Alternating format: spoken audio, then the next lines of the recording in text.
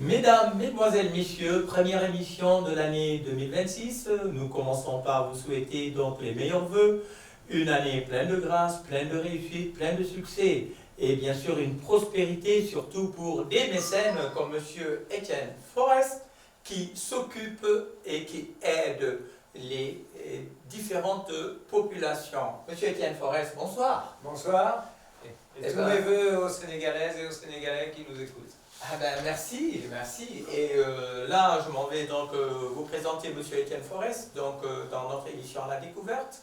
Et c'est donc son deuxième passage au niveau donc de notre chaîne télé à la découverte. Monsieur Étienne Forest est d'abord le président de Région Nature. Et comment se porte Région Nature, Monsieur Forest? Très bien, installé au Sénégal à Djifer depuis maintenant 3 ans. On va fêter les 3 ans très bientôt. Et un premier petit bilan, modestement, nous avons aidé 10 jeunes à créer leur petite société de façon à ce qu'ils ne prennent pas la pirogue pour l'Espagne et avoir d'éventuels échecs et des catastrophes dessus. Entre autres, mais on n'a pas que ces actions-là. Eh bien, Région Nature. Mais nous allons refaire un petit, en quelque sorte, nous allons parler un peu de votre parcours. Hein. Comment vous êtes arrivé au Sénégal, qui est devenu votre deuxième pays, alors la France. Alors c'est une longue histoire parce que j'ai appris à faire de la voile au Sénégal dans les années 70. Waouh! Quand j'étais tout jeune lycéen et collégien au départ. Et du coup, j'ai agréablement été surpris par ce pays, je l'ai adoré. J'ai fait un parcours professionnel franco-français un petit peu, et pour ma retraite, je suis venu à Djifer m'installer et puis m'occuper de Région Nature qui existe déjà depuis 1997 en France. Mais je pense qu'il y a beaucoup de choses à faire au Sénégal en faveur de l'environnement et des jeunes, de façon à pouvoir à faire des actions positives. Ouais.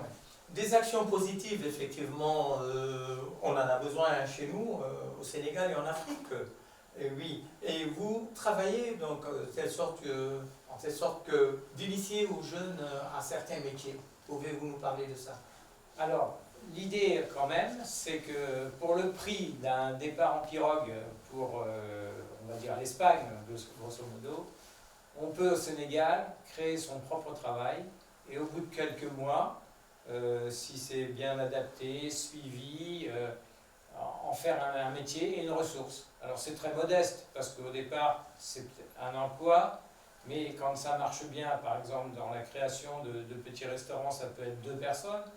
Dans l'élevage ou l'agriculture, au bout de quelques mois, ça peut être 2 ou 3 personnes aussi qui intègrent ces sociétés créées par les jeunes et encadrées, coachées, managées un petit peu par Région Nature. Eh bien, Région Nature, très chers amis téléspectateurs de la Tabanka TV, existe et leur siège c'est à Djifer. Et pourquoi Djifer? Alors Djifer, parce que je suis arrivé au Sénégal avec mon bateau de France, un voilier, et j'adore le Ciné Saloon. C'est la porte d'entrée d'un magnifique pays, une magnifique région qui est reconnue mondialement, qui a des aires marines protégées, qui a des réserves naturelles. C'est vraiment le lieu idéal pour une association de façon à protéger l'environnement. Parce qu'on sait quand même qu'au Sénégal, mais il n'y a pas qu'au Sénégal, dans le monde entier, il y a un problème de plastique. Et sur Djifer et les environs de Djifer, c'est des marées de plastique malheureusement qui arrivent 2 à 3 fois par jour en fonction du système des marées. Donc là aussi, il y a une action concrète à faire.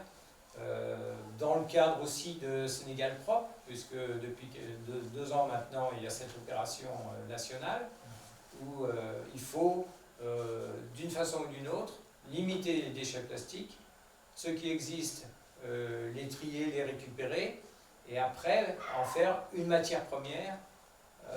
Et là, il y a un gros projet Région Nature qui est déjà mis en place par quelques sociétés sénégalaises.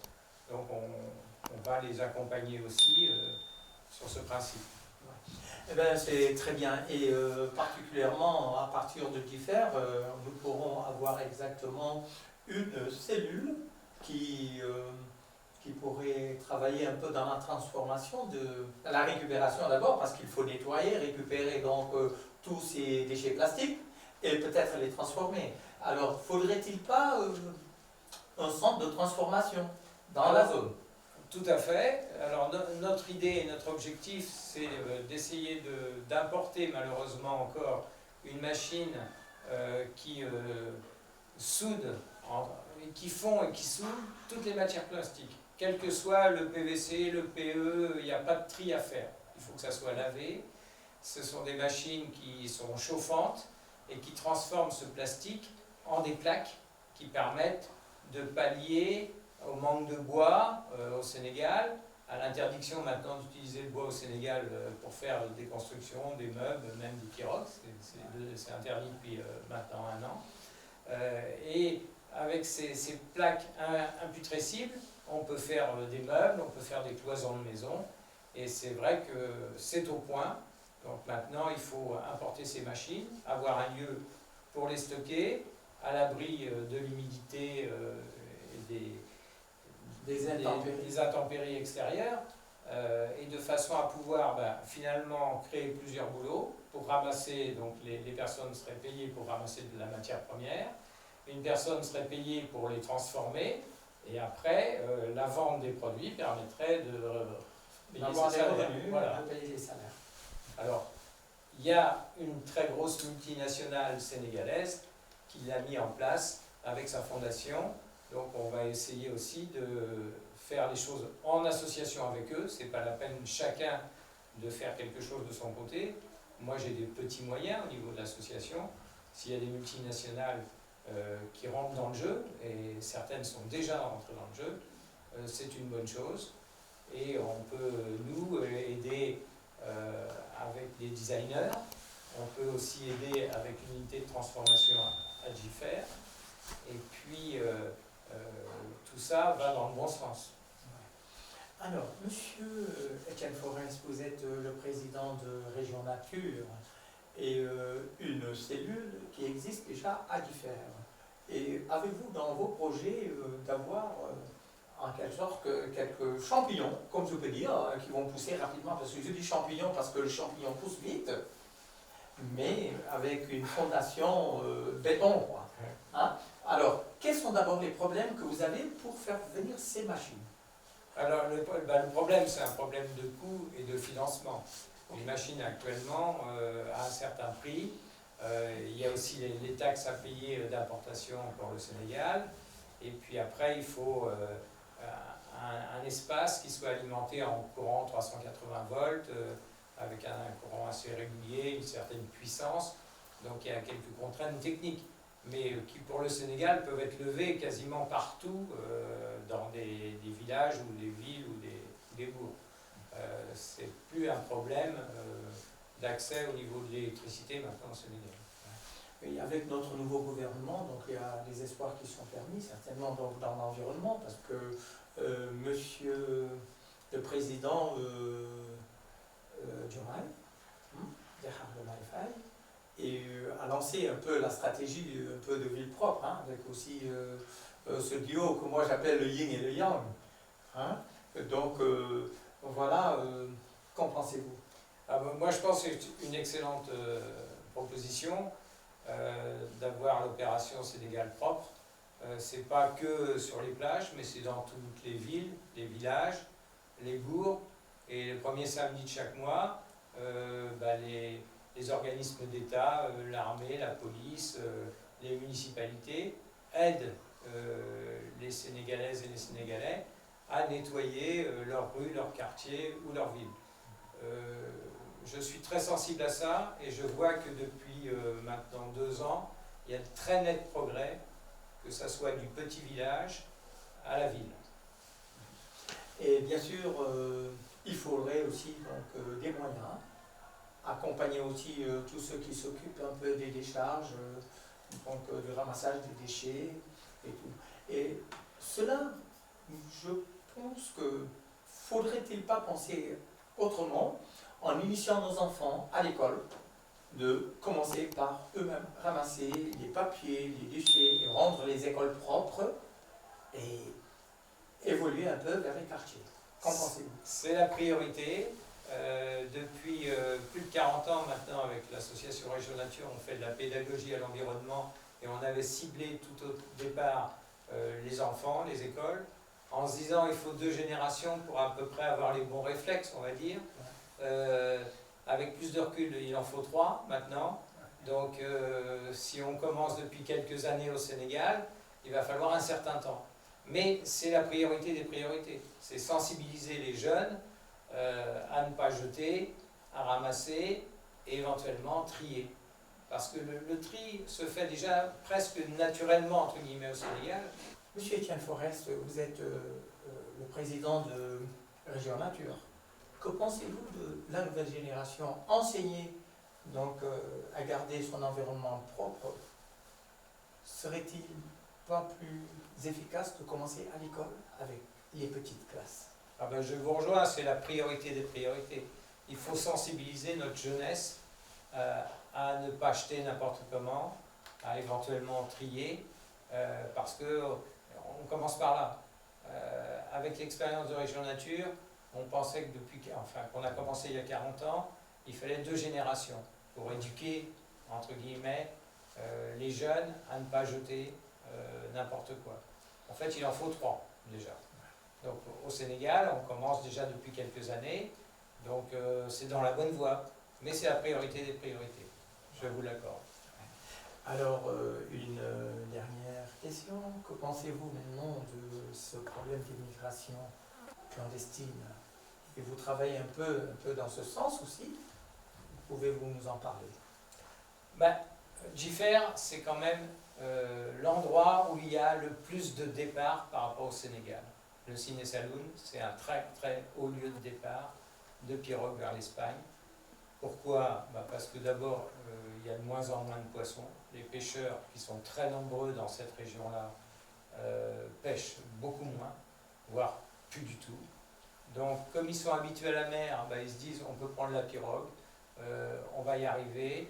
Ceux qui sont installés en Europe, c'est une réussite pour la famille, au moins de l'extérieur vu du Sénégal.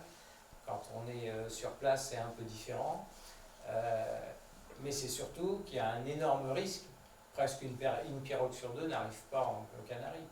Donc soit elle se retourne, et encore dernièrement au Sénégal, l'actualité, tout près à Joal, à Diaranor, on a eu des décès sur les pirogues. Et encore, ça c'est ce qu'on sait, mais ce qu'on ne voit pas. Et c'est une fuite quand même des pêcheurs du Sini Saloum, mais pas que du Sini Saloum, de Saint-Louis à Cap Skirring, parce que l'ensemble des côtes sénégalaises n'ont quasiment plus de poissons. Alors pour différentes raisons, il y a les chalutiers internationaux qui pêchent beaucoup trop, mais il y a aussi le nombre de pirogues qu'on a entre Saint-Louis et Cap Skirring, sur quasiment 30 km de large des côtes, on a des rangées de filets. Donc il y a une surpêche avec les pirogues aussi. Donc l'un dans l'autre, on arrive que finalement, ils ne pêchent plus que des tout petits poissons, et dans quelques années, il y aura encore moins de poissons. À tel point que dans le Ciné Saloum, où il est interdit de mettre des filets dans le Ciné Saloum, parce que c'est une zone protégée de reproduction de poissons, la nuit, on trouve des filets. Parce que les pêcheurs en mer ne trouvent plus. Mais ils pêchent des tout petits poissons, parce que c'est la zone de reproduction. De reproduction, c'est ça. Et voilà, alors nous assistons aujourd'hui à la CAN. Le Sénégal passe en 8e de finale. Je vois avec votre belle casquette du Sénégal, et même sur votre bateau, c'est toujours Sénégal. Et voilà, que pensez-vous un peu de la CAN? La CAN, c'est un événement mondial, parce que maintenant c'est retransmis par toutes les télévisions dans le monde entier. C'est des matchs qui, dès les phases de poule, sont à surprise. On a des équipes qui gagnent alors que c'était pas sur le papier. Donc il y a un vrai suspense. Le Sénégal s'en tire très bien sur cette phase de finale. Depuis 2002, je supporte le Sénégal. Vous avez battu la France en Afrique du Sud. Et je supporterai le Sénégal encore cet été aux États-Unis. Aux États-Unis, eh ben voilà. Eh ben, vivement qu'on y arrive. Voilà, un dernier mot pour cette fin d'année, adressé donc à la nation aussi et à la jeunesse. Et ben la jeunesse, je pense qu'il y a un espoir au Sénégal. Mais il y a un espoir, pas en allant dans les très grandes villes, parce que là aussi, il n'y a plus de travail, les conditions de logement sont très dures. Mais si les jeunes veulent bien se réinvestir dans l'agriculture et l'élevage, il y a une formidable ressource au niveau des produits. Et les exemples que j'ai, moi, avec les 3 jeunes qui se sont remis à l'agriculture ou à l'élevage, au bout de quelques mois, ils vont pas revenir en arrière. Parce que leurs revenus sont nettement supérieurs à ce qu'ils pouvaient avoir ou ce qu'ils auront éventuellement en à voyageant Dakar ou ailleurs. ailleurs. Eh bien, très chers amis téléspectateurs, nous étions donc avec notre invité, M. Étienne Forest, qui vient de très loin, un grand voyageur. Et M. Étienne Forest donc, est président de l'association Région Nature. Nous vous souhaitons encore les meilleurs vœux. Donc, Tabanka International vous souhaite les meilleurs vœux. Une année de paix, de joie, de réussite, de prospérité. Et bien sûr, tous ensemble pour la réussite du développement de nos nations et plus particulièrement du Sénégal, il faut l'unité, il faut la paix. Et nous nous disons à la prochaine. Bye bye.